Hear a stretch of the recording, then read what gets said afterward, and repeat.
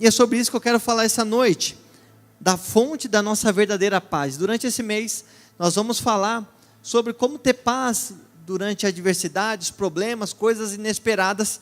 Mas hoje eu quero falar sobre a principal paz que o homem tem que ter. Qualquer outra não vai ser suficiente se nós não tivermos essa. E eu quero ler novamente com você o texto que o Lucão abriu o culto. Romanos capítulo 5, do versículo 1 ao 5, nós vamos ler. Romanos capítulo 5, do versículo 1 ao 5. Está escrito assim: justificado, pois, mediante a fé, temos paz com Deus, por meio do nosso Senhor Jesus Cristo, pela qual obtivemos também acesso, pela fé, a esta graça na qual estamos firmes, e nos gloriamos na esperança da glória de Deus. E não somente isso, mas também nos gloriamos nas tribulações, sabendo que a tribulação produz perseverança, a perseverança produz experiência, e a experiência produz esperança. Ora, a esperança não nos deixa decepcionados, porque o amor de Deus é derramado em nosso coração pelo Espírito Santo que nos foi dado. Amém? Curve a sua cabeça, Deus e Pai. Nós somos gratos, Jesus, por mais uma noite na Tua presença, podendo aprender do Senhor, que seja uma noite marcada, Jesus, pelo conhecimento do Senhor em nossas vidas. O que nos traz paz é conhecer, meu Deus, o Teu caráter, é passar a confiar em quem o Senhor é, e aquilo que o Senhor fez por nós através de Cristo Jesus. Que essa seja uma noite que a nossa fé venha a ser aumentada naquilo que o Senhor fez no Teu Filho, por amor a nós, e que nós saiamos daqui mais uma vez confortados, meu Deus, e confiantes, que nós não temos medo algum.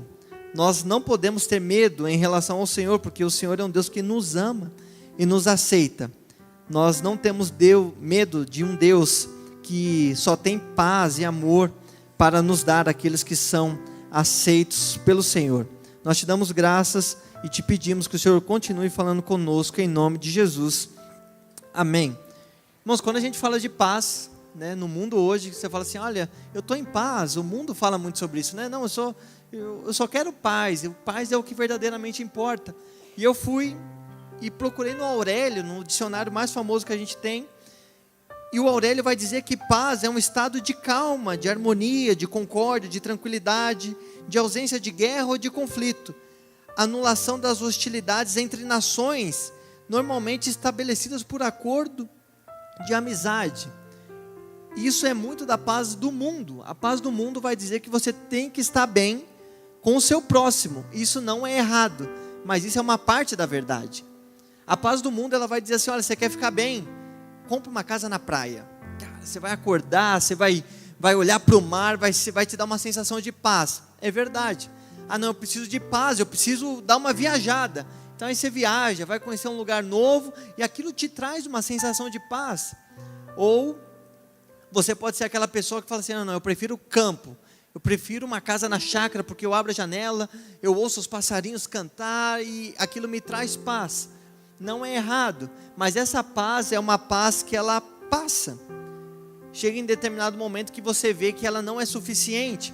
Eu tenho um conhecido que ele mudou há alguns anos para a Suíça, porque ele disse que ele queria a paz. E ele falou assim, mas a paz que eu procuro de verdade é a segurança, porque lá na Suíça não tem criminalidade, o índice é 0. E ele me contou, você sabia que lá na Suíça as delegacias ficam fechadas durante vários meses do ano, porque não tem o que eles fazerem, não tem criminalidade? Aí ele se mudou para lá, e ele disse assim, porque eu quero paz para minha família. Não é errado, mas essa é só uma parte da verdade. E o que Paulo vai falar aqui, nesse texto, é sobre uma paz que excede tudo aquilo que é terreno. Como o Lucão falou aqui no começo, o maior problema do homem não é ter paz com o próximo, paz no local onde ele está. A Bíblia fala que desde que o homem pecou no Éden, desde que o homem herdou o pecado de Adão, que você nasceu, que nós nascemos, nós estamos em guerra contra Deus. Você está em guerra contra Deus até o momento que você se arrependeu da sua vida. A partir daquele momento, Deus te perdoou por causa do sacrifício do Filho dele. Não porque ele olhou e disse assim, gostei do pedido de perdão dele, bonitinho, vou salvar. Não. Quando a gente se arrepende e crê no sacrifício de Cristo Jesus, Paulo vai falar no próprio livro de Romanos, na carta aos Romanos, que Deus imputa em nós o sacrifício do Filho dele, para que nós nos tornemos aceitáveis a Ele. Então o que Paulo está dizendo é, a paz terrena não é suficiente, porque nada adianta, você pode ter a vida mais tranquila aqui na terra. Nossa, eu vivi 30 anos, 40 anos, com bons recursos, morando onde eu sempre sonhei, e a minha vida sempre foi muito tranquila, eu tive paz. Mas o mundo não arrependido, no fim de tudo, ele será atormentado eternamente, porque ele não tem paz com Deus.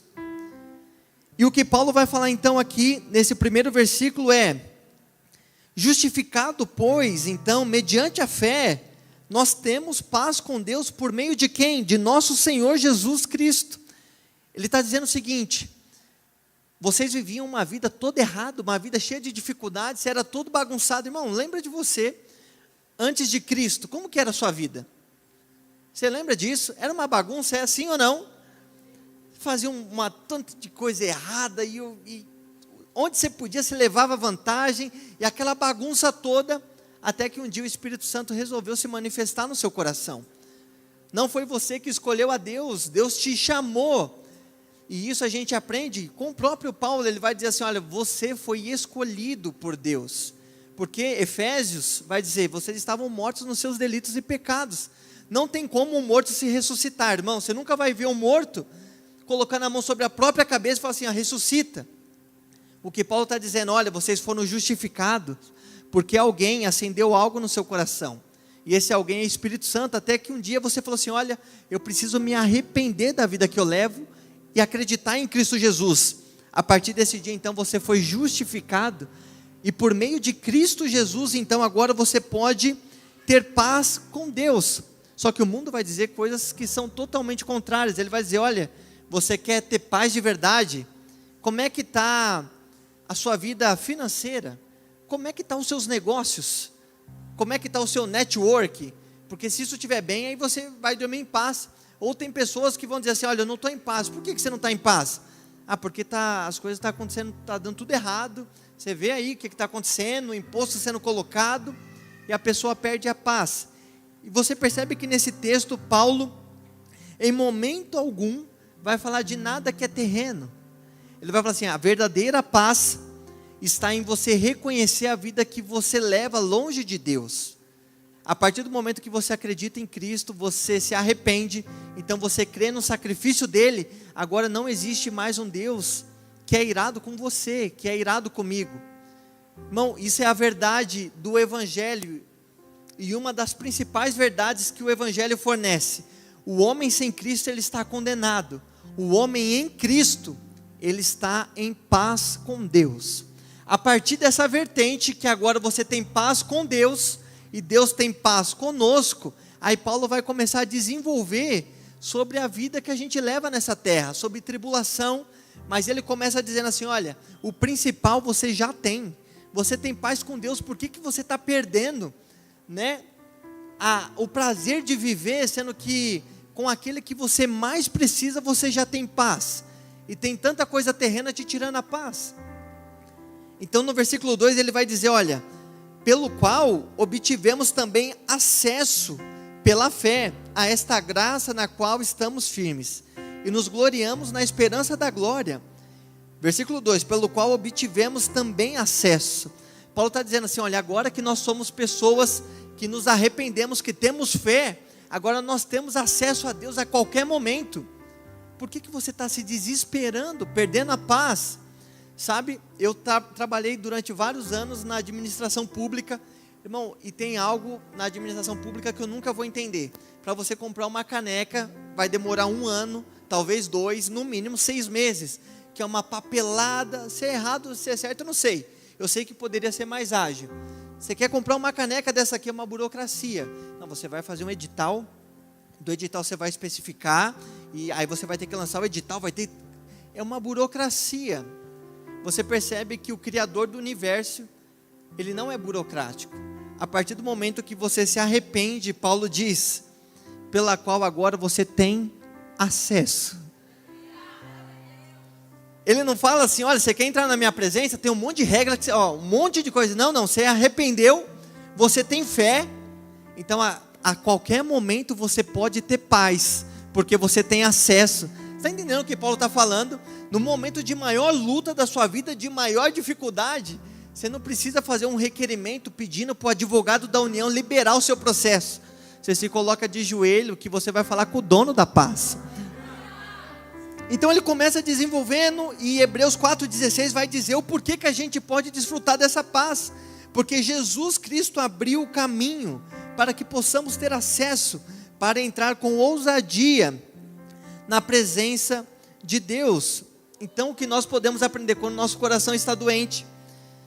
Você não precisa passar por um processo totalmente burocrático. Olha, será que eu vou conseguir talvez passar com essa pessoa? Por meio de Cristo, você tem acesso agora, é imediato. Você percebe que por vezes a gente vem na igreja, irmão, e a gente está sofrendo com tantas coisas que são mundanas, e a gente marca, não sou contra, deve ser feito, mas a gente marca um psicólogo, a gente marca um psiquiatra, a gente toma um remédio, está tudo bem, isso é preciso, mas você tem acesso a alguém que às vezes vai ser a sua última opção. E Paulo está dizendo assim, olha, aquele que pode te dar a verdadeira paz, ele não tem agenda, ele não fala, cara, é só mês que vem que eu vou poder te atender. Não, toma isso aqui e volta daqui a pouco para a gente ver se melhora. Ele não fala isso, ele fala assim, a partir do momento que você me busca, quem me encontra vai me achar. Só que a gente gosta disso, né? Parece que a gente vê uma fila, a gente fala assim, deve ser bom, porque está tendo fila, então, nossa, só posso te atender daqui 3 meses. Você fala, legal, bota meu nome aí que eu vou esperar. Enquanto Deus está dizendo assim, olha, a paz que você precisa desfrutar, a verdadeira paz, você pode ter acesso a qualquer momento, sem burocracia. Só que a gente prefere 7 passos. Não, eu estou vivendo essa crise aqui, o que eu tenho que fazer? Aí, a pessoa vai falar assim, olha, para a sua vida, você vai ter que fazer isso, isso, isso e isso, para dar certo e você voltar a ter tranquilidade. Aí você fala, então tá bom, vou começar a fazer então. Porque primeiro a gente tem que ver os nossos recursos se esgotar para acreditar no dono da paz. Já percebeu que a gente falar nessa noite assim, olha, se coloca de joelho e busca aquele que pode te dar paz, é legal, mas o que mais, pastor? O que eu posso fazer mais? Sendo que não é isso, é o contrário. É isso, irmão. E depois o príncipe da paz, ele que vai te orientar no caminho, não o contrário. A gente tem buscado paz em tudo, em todos, enquanto o Criador da paz e da paz verdadeira está dizendo assim, olha, eu estou aqui disponível a qualquer momento para você entregar para mim a sua maior dificuldade, o seu maior anseio, a sua maior angústia. E a gente está buscando isso talvez em todos os lugares, menos naquele que pode nos dar a paz. E Paulo vai falar algo que é interessante, ele fala, a esta graça que estamos firmes e nos gloriamos na esperança da glória de Deus. Então o que ele vai dizer? Olha, existe algo reservado para nós. Eu vi uma história que eu achei muito interessante. A história conta que uma família, todo Natal a mãe ia, comprava o presente que os meninos queriam, e teve um ano que um dos filhos pediu para ela assim, um taco de golfe.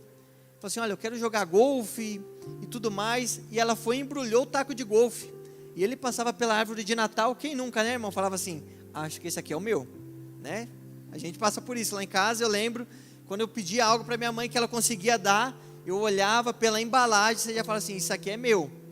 E a história conta que esse menino passou, ele viu um negócio, quando a mãe dele se afastou, ele tocou e falou assim, isso aqui é meu taco de golfe. Aí sabe o que ele fazia? Ele pegava o taco, embrulhado mesmo, e começava a ensaiar dentro da sala, como ele ia fazer lá no campo. O que Paulo está dizendo, nós estamos vivendo na esperança da glória, de algo que ainda vai acontecer. Você ainda não tem a plenitude, mas você já pode começar a desfrutar. Já está preparado para você, a nossa glorificação está garantida. Então o que Paulo vai dizer, olha, a última e sublime paz, ela vai chegar, mas você já pode viver ela aqui e agora. Você não precisa esperar tanto tempo. porque um dia nós iremos desfrutar da paz completa, a paz verdadeira que Cristo pode dar na sua plenitude. Mas por agora, irmão, você tem acesso. Você pode olhar e falar assim: olha, isso aqui eu sei que é para mim que Ele conquistou. Você já pode desfrutar disso. E no versículo 3, Ele vai dizer o fruto de ter uma paz com Deus. Ele vai dizer: olha, e não somente isto, mas também nos gloriamos na tribulação. Irmão, isso aqui quando eu li, é um contrassenso total do mundo. Porque nós nos gloriarmos numa tribulação, isso é totalmente contracultural. Imagina você chegar para alguém e falar assim: olha, eu estou passando a pior dificuldade da minha vida. A pessoa vai falar: é mesmo? Você vai falar: é. Aí ela vai olhar: mas e aí, como é que está? Está doendo muito? Você vai falar assim: não, eu estou feliz com isso. O mundo não cabe isso na mentalidade do mundo. Não, eu estou feliz que eu estou passando por isso. Mas você está feliz? Estou, porque a tribulação produz perseverança. O mundo vai falar assim: não, você enlouqueceu. Os únicos que podem olhar para a dificuldade, para a tribulação e falar assim: olha, eu estou feliz por estar passando isso, são aqueles que receberam a verdadeira paz de Deus. Somente o cristão verdadeiro, ele está passando por um momento de total angústia e ele consegue olhar para o céu e falar assim: olha, eu te agradeço, Deus, por estar passando por essa situação. Por quê? Porque isso está produzindo perseverança. Você percebe que a tribulação por si só, ela produz desespero, desânimo, angústia. Às vezes ela marca a nossa vida com traumas. Mas agora a tribulação, quando ela é vivida em Cristo, ela vai trazer perseverança. Você percebe que José, Gênesis capítulo 45, vai falar da história do famoso José. Irmão, ele está dentro da casa dele, está tudo bem. Os irmãos traem ele, jogam no poço, depois vende ele. Ele vai para um Egito. Lá no Egito ele vai ser caluniado, vai para a cadeia, vai passar anos preso. E quando ele sai de lá, ele consegue olhar para os irmãos dele e falar assim: olha, isso tudo que vocês me fizeram, sempre foi plano de Deus para a minha vida. Só quem está em paz com Deus consegue entender que até a pior dificuldade que você está passando, é um degrau que Deus está usando para aquilo que Ele tem para você lá na frente. O mundo às vezes ele vai falar assim: não, mas isso não pode estar produzindo algo bom em você, algo tão ruim, te traíram e você está dizendo que tem algo bom nisso. É exatamente isso. Não, mas você está passando certa dificuldade, você está me dizendo que tem algo bom nisso. É exatamente, porque o Evangelho, ele é assim, é por meio de uma fraca cruz, de uma aparente fraqueza, que hoje você é forte. É por meio de uma cruz que era o instrumento de maior vergonha, que hoje você é livre. É por meio de alguém que foi levado sangrando, totalmente humilhado, que hoje você vive em honra, porque o Evangelho é isso. A morte gera vida, a vergonha gera vitória. O que parecia morte tem gerado vida. E o que Paulo vai dizer é exatamente isso. Olha, você tem que começar a se gloriar na tribulação. Não é você fazer uma festa, irmão. Não é você fazer um bolo e falar: vamos comemorar que eu estou passando dificuldade. Não, é você entender que se você está em Cristo, aquilo está contribuindo para o seu crescimento e para a sua salvação. Agora, você não pode confundir. Paulo vai falar em Romanos capítulo 8, todas as coisas cooperam para o bem daqueles que amam a Deus. Então, tem pessoas que elas dizem amar a Deus, e ela fala assim: olha, eu amo a Deus, só que ela está fazendo um tanto de coisa errada, irmão. Aí ela está colhendo um monte de fruto da negligência dela. E ela fala assim: não, mas Deus está usando isso para algo na minha vida. Não, você está vivendo o que Deus tem para você viver? Estou. Então a tribulação vai produzir frutos de salvação na tua vida. Não, você está fazendo as coisas às vezes da sua cabeça, totalmente contrária à vontade de Deus, que você sabe que é contrária, e você entra numa tribulação. Lucas, Deus vai usar até as minhas coisas erradas para a minha salvação? Não vai, porque a escola de Deus nunca foi o pecado. Eu já vi pessoas dizerem o seguinte: olha, eu fui para o mundo, eu fiz um tanto de coisa errada, me prostituí, usei drogas e tal, mas eu acredito que Deus vai usar isso para me dar autoridade para pregar o nome dele. Irmão, você não entendeu algo. Deus é santo, Ele não precisa te ensinar no pecado a santidade. Ah não, isso tudo que eu passei está me ensinando, não está, viu? Não está. O que Paulo está dizendo, você agora que se arrependeu, você foi santificado. E as tribulações que acontecerem na sua vida, que vão acontecer, e foram permitidas por Deus, elas sim, elas vão produzir uma salvação na sua vida. Lembra da história de Elias lá no Monte Carmelo? 1 Reis capítulo 18 vai falar que Elias está com um monte de profetas de Baal lá no Monte Carmelo, e ele começa a olhar para os profetas e diz assim: olha, o Deus de vocês aí, vamos ver se ele responde vocês nesse momento de dificuldade. A Bíblia fala que os profetas de Baal começam a se cortar, começam a dançar, começam a bater tambor e nada acontece. E eles choravam, gritavam, implorando para o Deus deles fazerem qualquer coisa, e Baal não responde nada.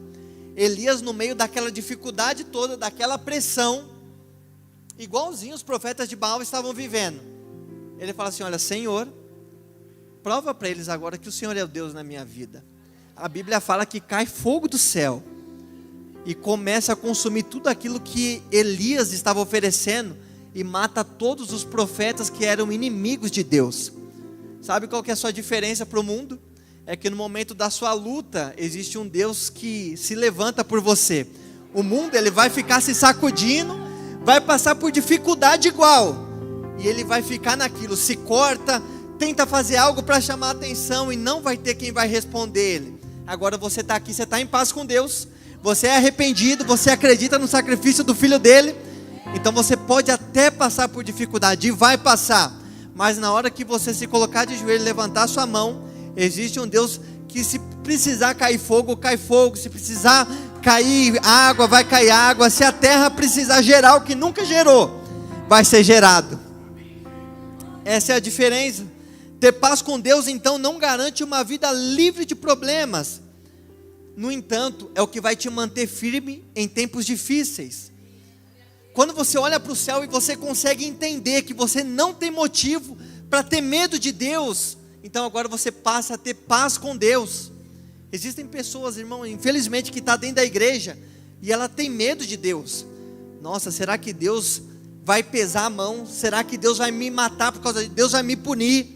Irmão, você entende que você é amado, que você é filho, e Deus não faz as coisas com base naquilo que você faz somente. Você imagina se Deus fosse retribuir você conforme a vida que você leva? Como não seria isso? Um dos maiores absurdos que eu vejo alguém falar é: isso é Deus pesando a mão. Irmão, se Deus pesar a mão, Ele tira a terra de órbita. Você tem noção disso? Deus está pesando a mão?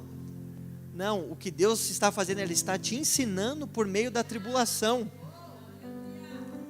Não há teste mais importante e sutil da nossa profissão de fé cristã do que a maneira como reagimos às provações, problemas e tribulações neste mundo.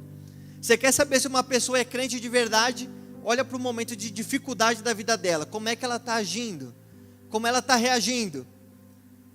A gente tem que rever algumas coisas, irmão. Se a gente, no momento de dificuldade, a gente se enfia no quarto, se tranca e acredita que agora acabou o motivo de eu viver, você tem que analisar onde está a sua fé de verdade.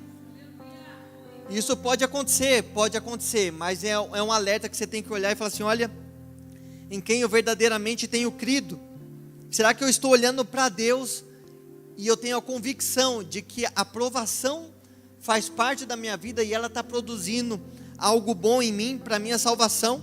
Jesus falou em João 16:33, olha, no mundo você vai ter aflição. Não, não é uma opção, você vai ter. Se tivesse um ponto final aí a gente estava perdido, fecha as portas e vamos embora. Mas tem um ponto e vírgula, como quem diz, a história continua, mas tem de bom ânimo, porque eu venci o mundo, e você também vai vencer. Você percebe que a forma como a gente vive no mundo é com base na vitória de Cristo, não na nossa. Ele fala, eu venci, e porque eu venci é que você vence também. E nós chegamos no versículo 5, Ora, a esperança não nos deixa decepcionados, porque o amor de Deus é derramado em nosso coração pelo Espírito Santo, que nos foi dado. Então ele diz, o Espírito Santo que nos foi dado no passado, é quem faz com que o amor de Deus seja derramado diariamente em nossas vidas. Irmão, você acordou, tem porção do amor de Deus sendo derramada. Você levantou, tem porção do amor de Deus sendo derramada, a todo momento. Lucas, mas eu não mereço. Eu também não, mas tem amor de Deus sendo derramado. Se você acredita no sacrifício, o que Deus mais ama, irmão, não é você no seu estado caído. O que Deus mais ama é o Filho dele. E a partir do momento que você se arrepende e acredita no Filho dele, ele olha com um olhar de amor para você. E apesar de você, e apesar de mim, ele insiste em a cada dia, quando você acorda, dizer, eu amo você. É por isso que você vai ter paz. Tem uma história que eu gosto bastante que diz o seguinte: tinha um professor naquelas escolas dominical, e ele notou que um aluno dele, já havia 3 domingos que não participava mais da escola dominical, e ele sabia onde o menino morava, num lugar de difícil acesso, e um dia ele foi lá. E ele começou a subir, e de repente, quando ele chegou perto da casa do menino, ele tomou uma pedrada, começou a sangrar, ele foi embora. Passado alguns dias, ele voltou na casa do menino, subiu no mesmo lugar, foi lá e deixou o presente na casa do menino, e desceu. No outro dia, batem na porta dele, é o pai com o menino, e o pai olhou para ele e falou assim, olha, ele veio devolver seu presente. O menino chorando, ele veio devolver o seu presente, porque sabe quem tacou a pedra em você dias atrás? Foi ele, falou que não queria te ver, então eu mandei ele vir devolver o presente. A história conta que aquele professor olhou para o menino e disse o seguinte, você gostou do presente? Ele falou assim, eu gostei. Ele falou assim, você precisa disso que eu te dei? O menino falou assim, preciso. Aí o pai dele falou assim, mas você vai devolver, porque você não merece. Ele, tio, eu não mereço. A história conta que aquele rapaz olhou para o menino e falou assim, mas eu não estou te dando porque você merece, eu estou te dando porque você precisa disso. Tudo que Deus faz por você, não é porque você merece, é porque você precisa disso. Você precisa do amor dele para continuar vivendo, você precisa da graça diária dele para continuar vivendo. E não tem outra forma de viver, irmão. Nós vamos falar nas próximas semanas sobre paz, mas a primeira que você tem que ter é sair daqui com a convicção. Hoje é um dia que Deus vai trazer ao seu coração, será que você está em paz comigo? Será que você verdadeiramente é alguém arrependido? Lucas, como eu sei se eu sou um verdadeiro cristão? O pecado te machuca, a vida que você leva, que você sabe que às vezes a gente faz coisas que é contrária à vontade de Deus, te machuca, te faz chorar. Se o pecado está te fazendo chorar, é porque Deus está sorrindo para você. Se coloque de pé que eu quero orar com você. Você quer ter paz, irmão? A verdadeira paz de Deus, ela está disponível para você nessa noite. A única coisa que ele fala é o seguinte: você precisa querer que Cristo governe o seu coração. Você é arrependido da vida que você leva, você é arrependido, você tem fé em Cristo Jesus, você leva uma vida conforme os ensinos de Jesus, então você não tem motivo para não ter paz. A paz de Deus, ela inunda a sua alma quando Cristo governa seu coração. Você acredita nisso? Você pode repetir comigo? A paz de Deus inunda a alma quando Cristo governa o coração. Amém? Coloca a mão sobre o seu coração que eu quero orar com você. Talvez nessa noite você chegou aqui e você não entende muito bem. Nossa, será que eu estou em paz com Deus? O Espírito Santo vai falar com você agora. A vida que você tem levado é de alguém arrependido, é de alguém que tem fé. Você conhece o que Deus ama e aquilo que Deus odeia. E como é que está a minha vida? Como é que está a nossa vida? Se você está vivendo aquilo que Cristo espera de nós, que nessa noite você seja renovado por essa paz maravilhosa que em meio a dificuldades que você possa estar vivendo, você sabe que a maior paz que você precisa não é com o mundo, é a paz com Deus que você já tem através de Cristo Jesus.